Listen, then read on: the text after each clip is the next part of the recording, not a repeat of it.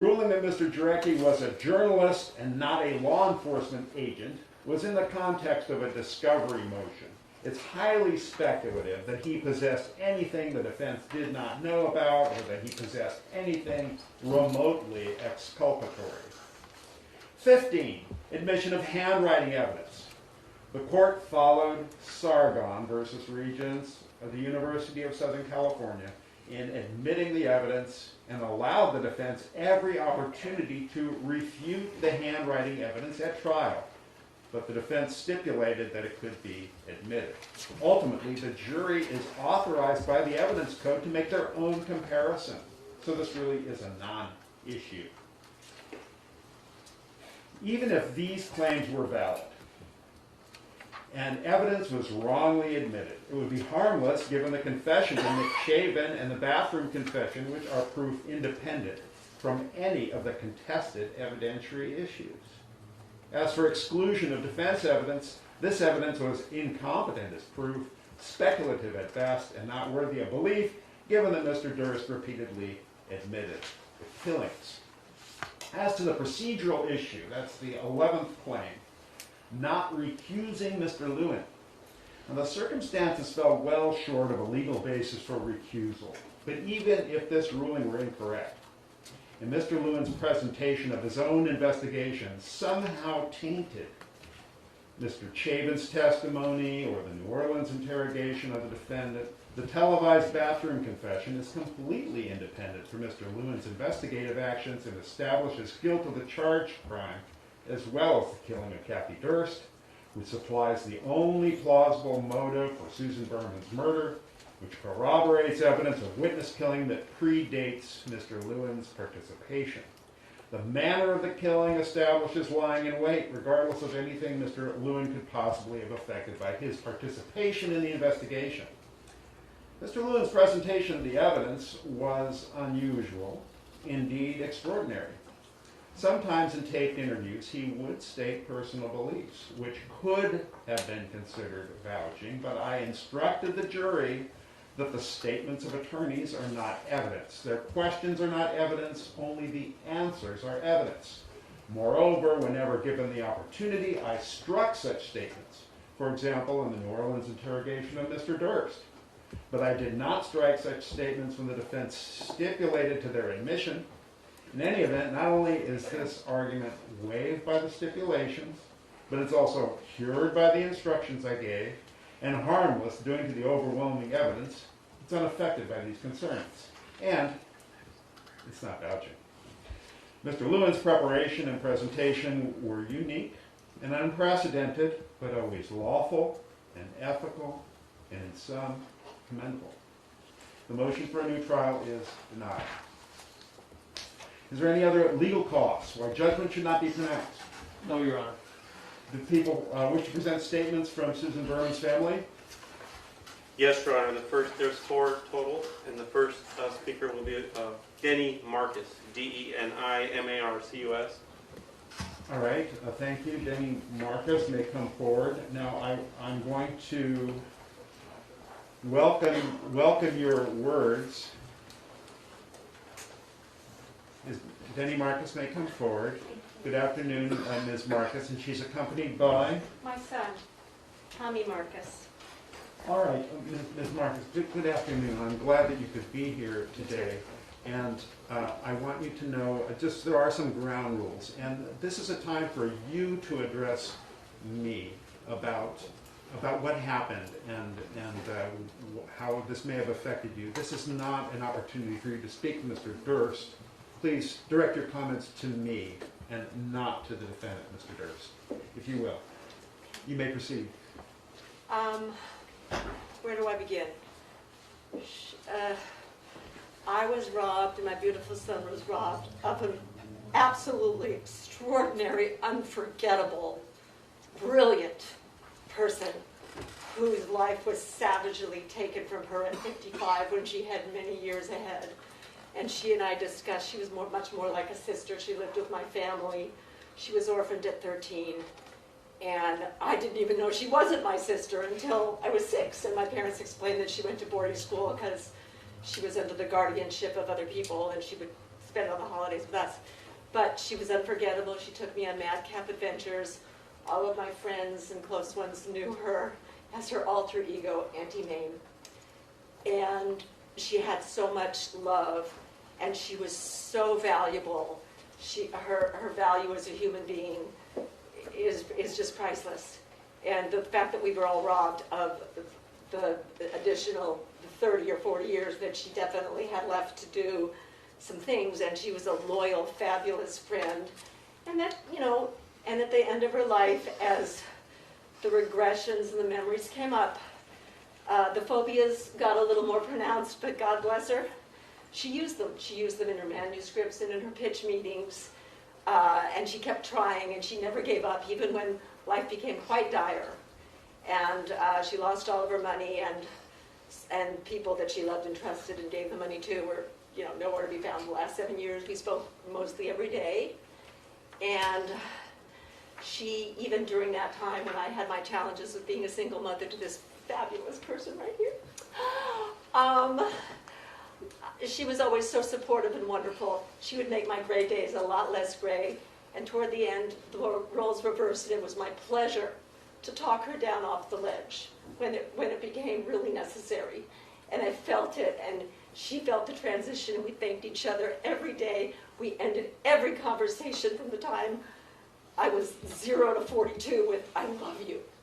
And she was just so valuable and fabulous, and such a loss to so many people, and she's undeniably unforgettable. And always will be. I think about her every day, and miss her every day. I still speak to her. And when I have had challenges over the years, you're wonderful, honey, but being a single mother is difficult. I always go to, what would Susie tell me to focus on? How would she help me pull myself up and out? And it always came through. I always remembered. Elephants get their memory from me. And I remember practically everything every conversation we've ever had. And I love her, and I will continue to love her with every breath. And Tommy, we come from a very colorful family, and the book she wrote as a love letter to our colorful family, easy to read. It's a very easy read. It's still on Amazon. And her narrative and the way that she wrote and the way that she spoke and her articulation. And if you look on YouTube, you can see some of the interviews she did about Las Vegas. She did love letters to Las Vegas and her surroundings. She had Liberace's belt from her birthday party where he sang. She had a very colorful life, and she shared it with me. I've shared it with this guy here. This guy here never, he lost her at 4, but she always told him she was his Aunt Susie, and she was prideful about it. And she always entered the room boisterously and loudly with that wonderful high-pitched voice and her beautiful signature look with the shiny black hair and the bangs and the black eyeshadow and the lipstick. I can see her clear as day. And I know she's here. I know she's got her hand right here. She's on my shoulder. And she knows that I would do anything for her in this world or beyond it. And I just love her. And I also want to say that hate was never in my wheelhouse or hers. And for that reason, I will never hate Bobby because she loved him. And I will just live with it, with the memory, and have that as a big part of it, because hate cannot enter my life no matter what. And she made sure that I always knew, no matter what, hate serves no purpose. And it's what occurred, and the reason that she's not here, and why beautiful, sweet Kathy that I met very young and saw her transition into somebody angry and frightened, just really shows me that the unnecessariness of this is the biggest loss to all of us. And I'm sorry for the Mormons as well. I know that they're in pain. And I just want to say that all of us that knew and loved her were benefited and are benefited from having her as part of our lives. And she's still a big part of mine. Thank you. And Tommy's. Thank you so much for listening. Thank you. Thank you. Okay. Thank you, David.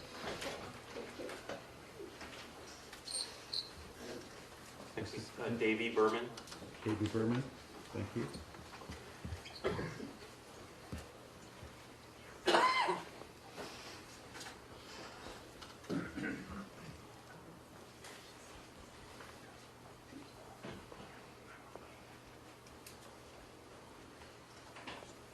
Good afternoon, Mr. Berman. Welcome to our court.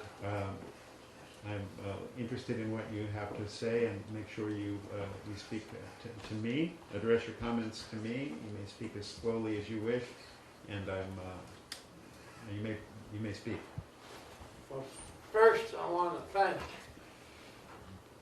the judge, the jury, prosecution for their due diligence and sticking with it for such a long trial. And this morning I went, excuse me, Take your time. It's okay. I visited her and told her she could rest easy. The justice has been done. She just got to know my daughters. She had never met them, but she had written a couple of letters to them. And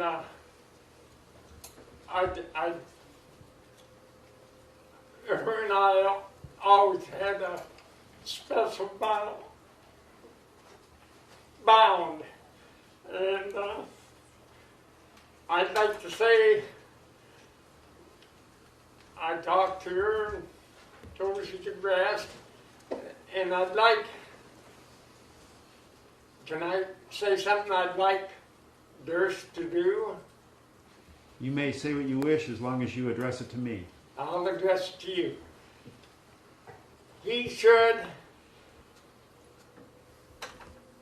let us know where Kathy's body is so her family can get some closure. And that's about it. Thank you, Mr. Berman, for sharing your comments. Mr. Berman's daughter, Grace Berman.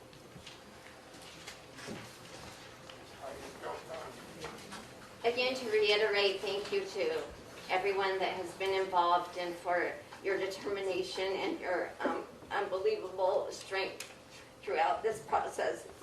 I will miss Susie, I will miss her phone calls, and I will miss her letters nonstop explaining to go forth and to be strong, especially in the business world. She was very educational and very smart in that area. If I ever had a question or something stumped me, she would always have the answer for me. She was a phone call away.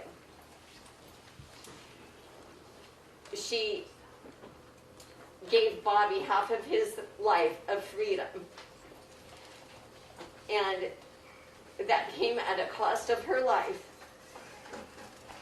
In life, we tortured her when she was alive, mentally, emotionally, and financially on a daily basis. When she decided to get on with her life, that was just too much to bear. And unfortunately, a beautiful person had to take the brunt of that. Whether it was right or wrong, that is what happened. You don't get to just pack up your toys and go home when you're done playing with someone to the tune of murder. I don't expect ill will. Matter of fact, I would like Bobby to live many, many years. To be on record for the longest living predator ever. And with each breath from right now on, when you breathe in, you will hear Susan. When you exhale, you will hear Berman. And the ringing in your ears may never stop. Again, I thank you, and we will miss her. I appreciate that, thank you. A fourth speaker? Finally, we have Sarah Kaufman.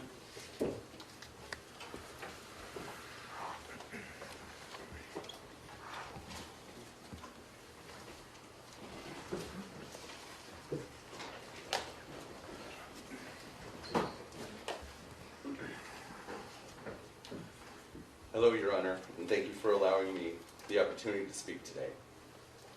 The question we are meant to tell you about here, what Robert Durst's actions have cost us, and what would be an appropriate sentence. It's very strange and almost impossible to contemplate, much less describe how I feel and what this has cost me in my life. What would my life have been if Robert Durst hadn't murdered my mother? I could spend the court's valuable time describing the quarter of a century before Susan's murder, the before, during, and after our lives together, the dreams, hopes, plans, and efforts we were in the process of working toward. You may slow down. I want to hear every word. How we were all working hard to improve our lives after the unbelievable disaster that had devastated us. I could tell you how every plan, all the work, every choice, and seed planted for a better future were completely ripped away. Then I could articulate how the options, much less the choices, dried up. How the pain and sadness, grief, and mystery of Susan's murder changed everything, and what those changes were starting 21 years ago. The truth is, I can't tell you what life would have been if she hadn't been murdered. It's so long ago, and this has been so all-consuming, I can't remember the details of my previous desires, hopes, wishes, or plans. Much less tell you how they all would have or could have turned out. All I can say is at 47, I'm still in the same type of job, never advanced, no wife, no children, and almost no family because of what Robert Durst has done. How do I describe what I lost in Susan when it was something I never had before and barely had a chance to appreciate? I have no desire to, but all I can attempt to tell you is what life has been since my mother's murder. It has been a daily, soul-consuming and crushing experience. Since my mother's murder, there has not been one day that I've not lived that this has not been at the center of every thought, feeling, choice, or breath I take. I have not had one day off in almost 21 years from the absolute destruction, grief, or pain that this has caused me. My mind, body, and soul tortured by the effects this has had on me every second for 21 years, and likely to go on the rest of my life. I go to sleep angry, wake up angry, eat and drink angry. I can't describe the PTSD or the nervous breakdown I'm still trying to recover from. The extreme stress, depression, anxiety that fills my days. I can't say I remember what I felt like before my mother's murder, much less try to compare it. The absolute chaos that the murder of my mother turned my life into is beyond description. I was in my mid-20s then, finally feeling like I was getting on my feet in life, and did so with Susan's help and support. At a time when her life was becoming more difficult and desperate, she always had time and interest to help me. I should have been working for a career I could be proud of, finding love, getting married, and having children. Instead, I was forced to pay for memorials and bills that were not mine or planned for. Having to spend what time I could manage to not be in tears or feel the hopelessness of going on another day, filing for death certificates, paying for probate lawyers. Having to maintain all day at a job, smile when you want to cry, be strong when you feel weak and tired. And you have to, because if you don't, you will lose that job, and because you don't have the money or time to take off that you should. And any time you are not physically at work, you spend seeking answers to a mystery you can never let go of. The countless meetings and conversations you have to have with people you never wanted to meet, much less deal with. Scramble to make sense of a life of your mother who didn't have a chance to actually prepare for her death, say the goodbyes, and make the arrangements in advance. To spend days and months at the house where she had been murdered, her dried blood and matted hair at your feet, broken up only by the bloody paw prints of her dogs. And you have to be there to pack up her belongings in boxes and find a place to keep them in your 400 square foot, no bedroom apartment. Every item in a box, a dagger in your heart, every box a weight around your neck. I would have paid anything to not have to do that. The list of time and money and pain expended, from big to little, truly go on for 21 years and will into the future. But this has been for me, no one can truly know. I honestly wouldn't wish the knowledge on anyone, much less the experience. Sadly, there are people who can, do, and will have the experience, and some even worse. I can't tell you what life would have been and I have no desire to tell you what life has been. I only wish to tell you a little of the Susan Berman I knew.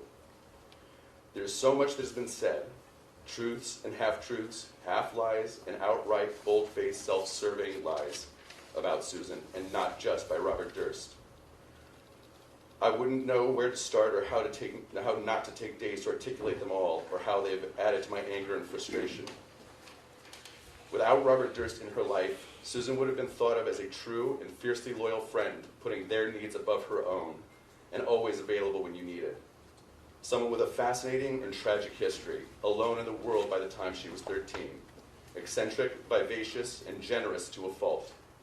Often needy and phobic, a force of nature but extremely smart and witty.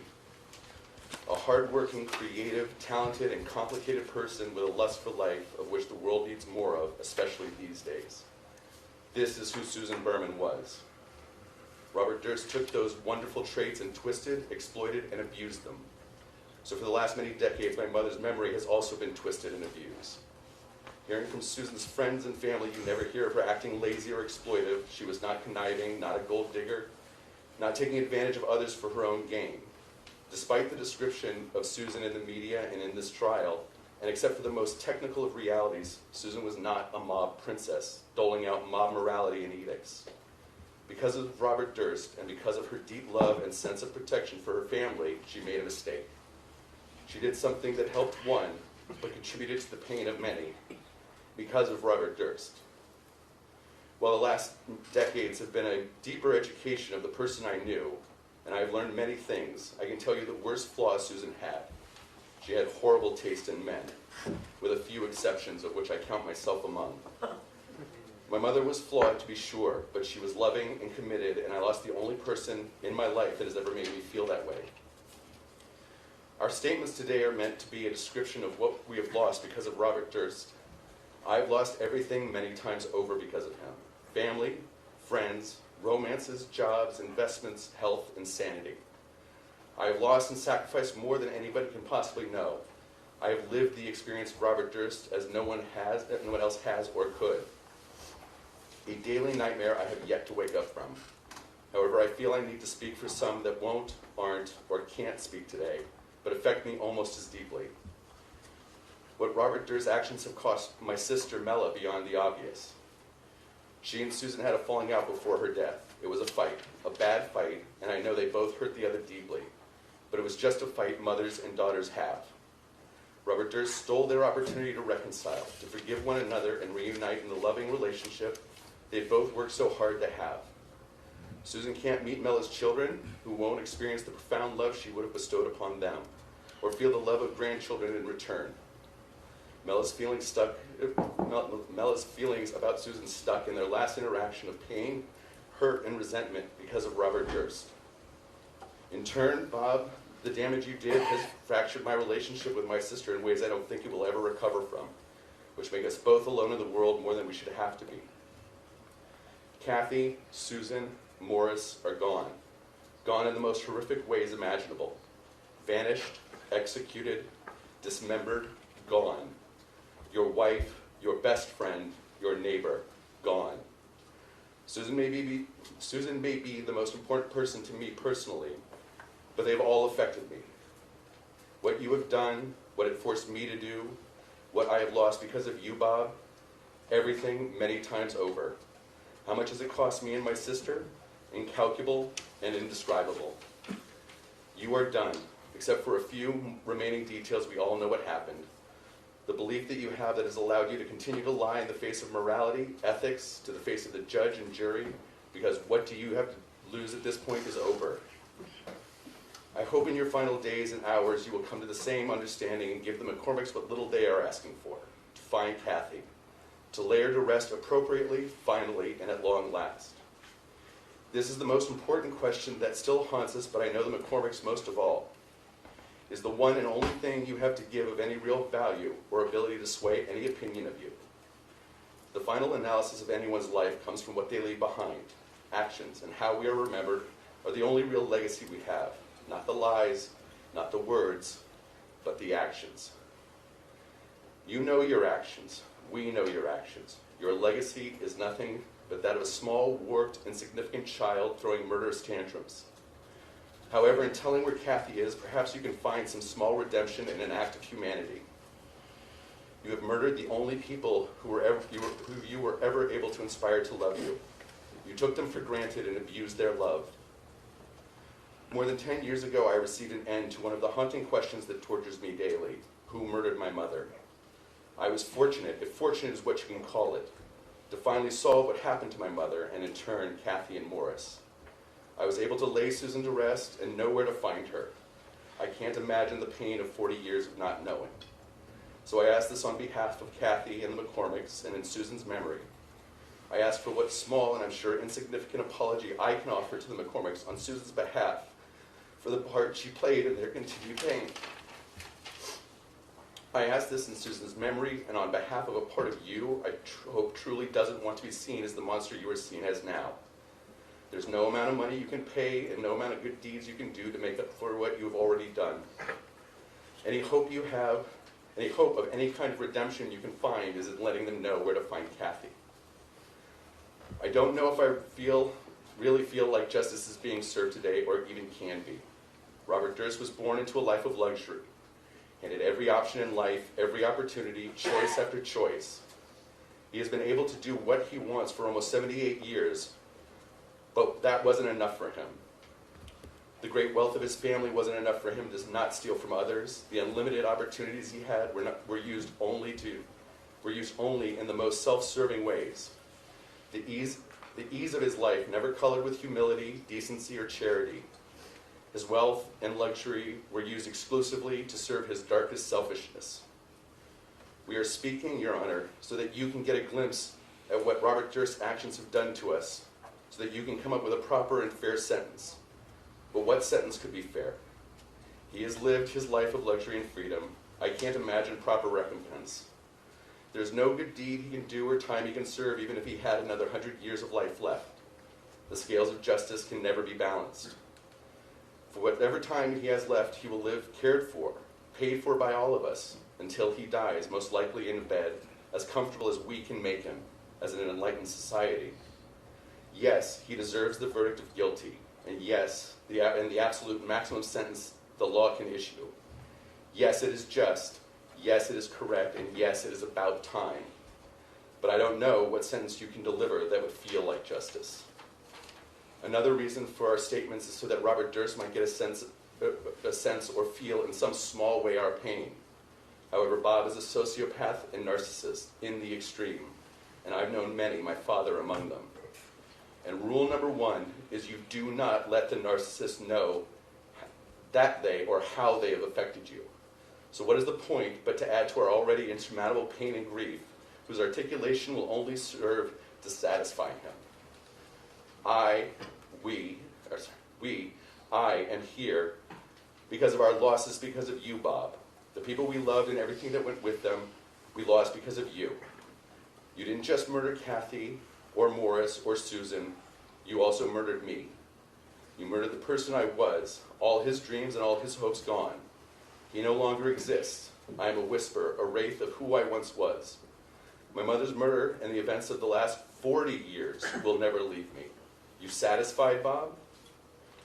In conclusion, to this court, all the members of the prosecution, the jury, and the other victims who have spoken, have yet to, and who can't speak. To all our loved ones here and departed, I love and thank you for this opportunity, but especially to Susan, my mother, whom I owe everything to. I love and miss you every day. Thank you, Mr. Kaufman. Mr. Balian, are you presenting any other speakers? No, thank you. Mr. Lewis? Your Honor, I did want to briefly address the court regarding sentencing. Yeah? There's no other witnesses that were presented. May I address the court, Your Honor? Yeah.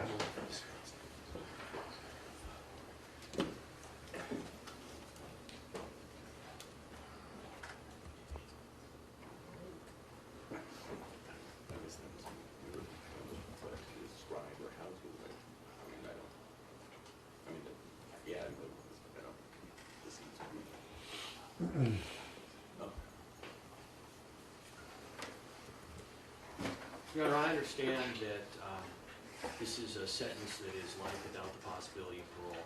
And I think it's important that it be understood that in putting on this trial, it involved flawed people. It involved flawed victims and flawed witnesses. And in presenting the evidence that we presented regarding what Susan Berman did, and the evidence is very clear that she certainly assisted Bob Durst with covering up the killing of his wife. But first, I think it's important to understand that very likely, and the evidence would suggest, that Susan Berman did not cover up what was described to her as a murder. Susan Berman, very likely, as she said to one of her close friends who testified at trial, Bob Durst likely said to her that this was some kind of accident. False, not true. And Susan Berman, loving Bob, believing Bob, trusting Bob, and wanting to believe and trust him, decided to help. So I think it's important that although we needed to understand as lawyers and as jurors what Susan had done, the idea that she knowingly covered up a murder. I've spent a lot of years looking at all the evidence in this case. There is nothing that leads me to believe that Susan Berman was knowingly doing that. In the end, she made the mistake that many other people did in Bob Durst's life. They believed him, and she believed him. And I think it's also important, I've had a unique opportunity in this case to have worked on it for many years, to have interviewed Bob Durst back in 2015 in New Orleans, to have been a part of an incredibly long cross-examination here at trial. And it is our hope that at this point in time, Mr. Durst is certainly never going to see the light of day again. And all we can hope, Your Honor, is that in listening to the passionate statements of the people that he's heard, that maybe he says to himself, you know what, I'm old and I don't know how much time I have left, and I want to actually do something selfless. I want to do the right thing and admit what happened with Kathy, what he did with her, what happened with Susan, what happened with Morris. Yes, there's a conviction. Yes, the jury found that Susan was killed because she was a witness to Bob Durst's concerns that he was going to be prosecuted for Kathy's disappearance and death. Yes, we've proven, I think very compellingly, that he murdered Morris Black. It was not self-defense or accident. But until and unless he decides that he's willing to actually say what happened, no one will have the answers. There's very little he can do for anyone now. That's the one thing. I tried when I interviewed him in 2015 to appeal to any part of humanity that he might have. I tried when he was on the stand to do the same thing. And I'm just hoping that maybe today, maybe listening, maybe understanding that he's old and he's going to have to, at some point, maybe in the not distant future, to face whatever is next. And that maybe he'd like to do it with as clean a conscience as he can. So I'm hoping, Your Honor, that maybe today, maybe we'll get some answers that we haven't gotten so far. I want to, on behalf of the Durst prosecution team, the Los Angeles County District Attorney's Office, I want to thank the court, first of all, for a very difficult trial, for an incredible amount of work, for going through, hearing hundreds of motions. You hear there are commentators out there who have their opinions. They don't know anything about the case. They don't know the work you've put in. They don't know the amount of litigation that we've had. You gave both sides a very fair and dedicated and high-level trial. And we're extremely appreciative. I also want to thank the jury, some of whom that are here today. The sacrifice they've made in my 30 years as prosecutor, I've never seen a jury do what they've had to do to come back. We had almost nobody of all those people. They had a get out of jury free card. They could have come back and said, you know what? I can't do it. I'm sick. I'm scared. I have issues in my life. And all of you, there are two, I hope they're spouses or there's been a jury switch. There are two I didn't recognize. Wait a minute. You weren't on this case. Okay. I'm really slipping. We want to thank all the sacrifice. And I'm glad there's some spouses here because I know that it was difficult for people in your lives. I've had a chance to speak to some of you since the trial, and I can tell you of all the juries that I've picked in my career, you guys are really, really special, and we are incredibly appreciative for all of the sacrifice. And that again goes to the court staff as well, Your Honor. Again, I want to thank the court for everything it's done and for this trial. Thank you. Thank you, Mr. Lund. Will there be any statements in mitigation? No, Your Honor. We intend to appeal. Will there be an allocution by the No, defendant? Your Honor. He's welcome to do that.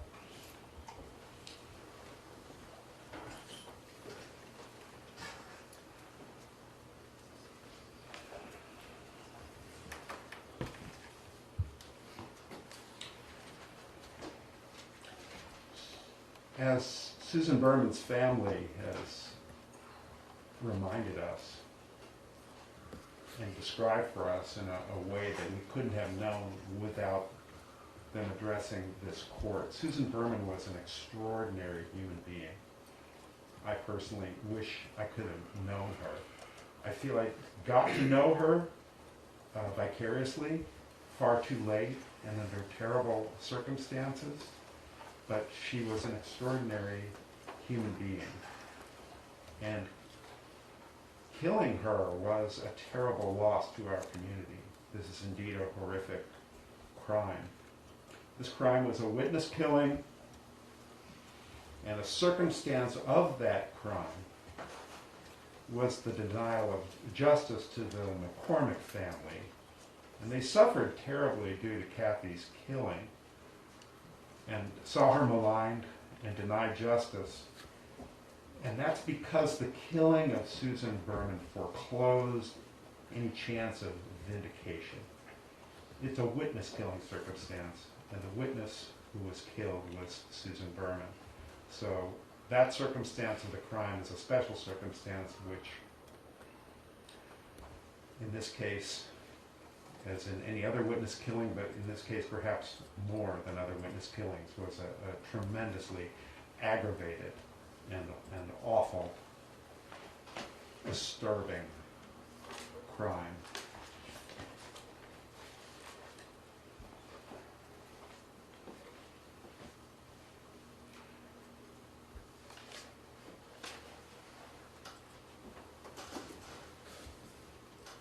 The court's read and considered the probation and sentence report and has considered the statements of witnesses, statements of counsel. The court's aware of the facts and circumstances of the crime. As to count one, the first-degree murder of Susan Berman, with a special circumstance of intentional killing of a witness pursuant to 190.2A10 of the Penal Code, it's the judgment and sentence of this court, Mr. Durst, that you be imprisoned in the state prison for the term prescribed by law, that is, life in prison, without the possibility of parole. As to the special allegation that the defendant intentionally killed Susan Berman by means of lying in wait, as described in 190.2A15 of the Penal Code, the same sentence is imposed and stayed pursuant to Section 654 of the Penal Code. As to the allegation that the defendant personally and intentionally used a firearm in the commission of this offense, causing great bodily injury and death pursuant to 1202.2.53D of the California Penal Code. The court imposes a term of 25 years to life in prison consecutive. Sentence for the allegations under section 1202.2.53B and C are stayed pursuant to section 654. The court will impose the maximum restitution fund fine of $10,000. Court operations assessment of $40 and $30 facilities fee. As to victim restitution, Mr. Lewin, Mr. Balian, is there a claim under 1202.4 of the Penal Code? Your Honor, originally, we were informed by the victim's family members that there was no restitution. However, in hearing Sarah today, it dawned on me that perhaps he incurred some memorial fees. So I inquired again of him, and he said potentially, however, he's never receipts, etc. Could we just reserve jurisdiction on restitution? Perhaps counsel says he would waive defendant's appearance if there's need for a future hearing. And we can settle it at a future date if necessary. Mr. Chesnut? Yeah, what I said to Mr. Balian, out of consideration to Sarah and to Mr. Balian, is we would absolutely discuss with him the issue, and if we had to come back, we could waive Mr. Durst's presence and discuss whatever we need to discuss with the court, or perhaps work it out by stipulation. Will he waive his appearance now? Yes. Bob, can I explain this? Yes. Explain it to Take a him. moment.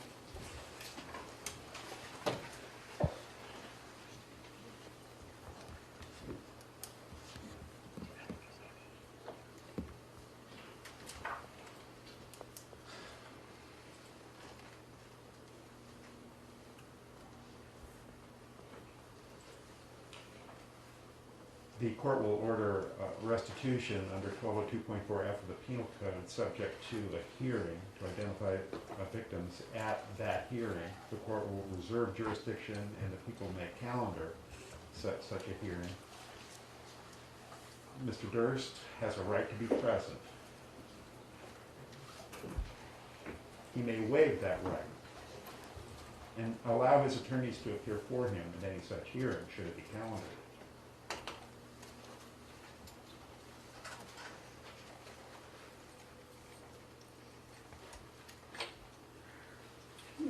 Mr. Durst indicated, yes, Your Honor, by agreeing to work it out.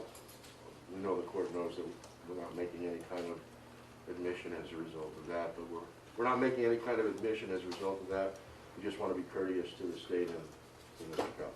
I believe I heard him say yes, but let me be clear. Mr. Durst, you have a right to be present at any restitution hearing. You waive and give up that right to be present. And allow your attorneys to appear in your place. Yeah. He's waived his appearance. The court will retain jurisdiction also for the people of calendar a hearing to compel the defendant to pay the cost of his incarceration pursuant to 1203.1M. The court will order a DNA test pursuant to Penal Code Section 296 et sequitur. I ordered a Proposition 63 report.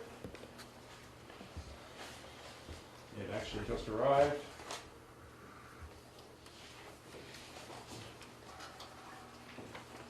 Mr. Durst was given an opportunity through counsel to complete such a form. He did not, and nevertheless, the probation department has indicated he has no firearms. Obviously, that's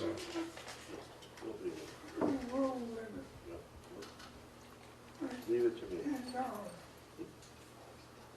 the defendant has been in custody on this case only, according to the defense emergency motion for release on bail filed May 13, 2021. That motion told me that the Bureau of Prisons had released their hold on March 25, 2021. Under in re joiner, the defendant is entitled to credit for that day, part of that day, and any days subsequent. That day is correct, isn't it, Mr. Chesnut? I'm sorry, Your Honor, the last sentence. That date's correct, isn't it? Yes. That you reported to me? Then 203 days have elapsed, including that day. He has credit for those days only. In re Joyner is 48 Cal 3rd 487. I'm sorry, it's People versus Joyner. No parole admonition is required because there is no possibility of parole.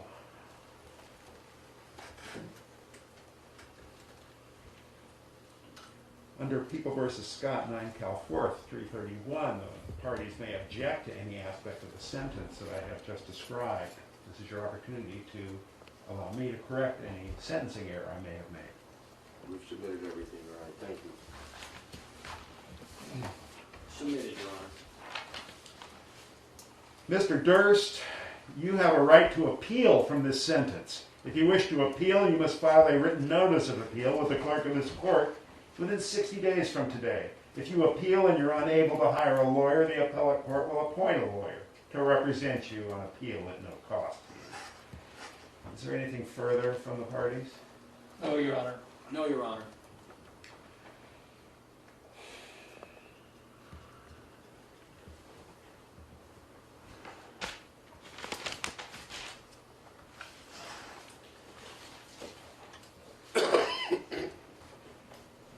Once again, I'm grateful to our jurors, without whom justice could not be done in this case. We could not have had a resolution one way or another without you being here and giving so much, giving so generously of your time and of your lives to participate in this. My gratitude is endless to you. I'm so grateful to you. And to the attorneys, it's been an enormous privilege to behold the presentations you have made. Obviously, it's a rare occasion for a judge to be able to hear such an extraordinary case, an extraordinary presentation by counsel. You, each in your own way, impressed me with phenomenal, unbelievably wonderful work. So thank you for your hard work. Again, to the families, it was very important for me to hear from you, and I know I did not hear from the McCormick family, but I am aware of the disappointment you've felt and the heartbreak you've suffered, and I know that the members of Susan Berman's family also spoke to that heartbreak which you shared. You have that bond, and I just wish you peace going forward from this event, from this trial. Very well. Defendant Robert Durst is committed to the custody of the sheriff for delivery to the Department of Corrections forthwith. Department 81 is adjourned.